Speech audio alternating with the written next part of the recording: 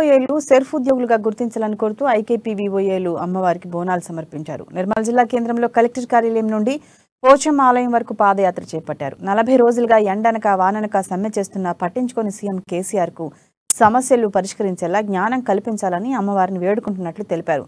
IKP వివోఏలకు కనీస వేతనం 26,000 ఉద్యోగ భద్రత కల్పించాలని డిమాండ్ చేశారు. ఇక రాష్ట్ర ప్రభుత్వం స్పందించే వరకు సమ్మె కొనసాగిస్తామని హెచ్చరించారు.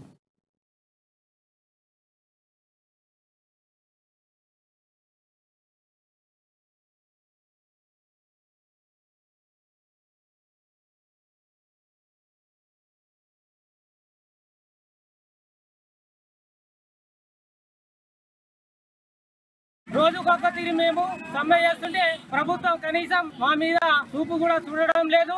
ఈ రోజులో భాగంగా 40 రోజుల భాగంగా మేము ఈ రోజు బోనాలు ఎత్తుకొని పోచమ్మ తల్లికి సమర్పించడం జరిగింది.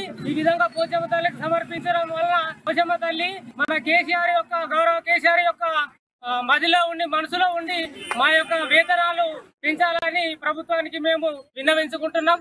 గత 40 రోజులుగా వివిధ రూపాల్లో సమ్మె చేస్తున్నాం. మేము ప్రభుత్వం మా పైన కనీసం సహకరించడం లేదు. కాబట్టి ఈపాటికైనా ప్రభుత్వం గమనించి మేము ఎర్రటెండలో ఎండుతూ వానలో తడుస్తూ చిన్న పిల్లలతోని ఈ రోజు మండు టెండల్లో మేము నడుస్తున్నా కానీ కనీసం ప్రభుత్వం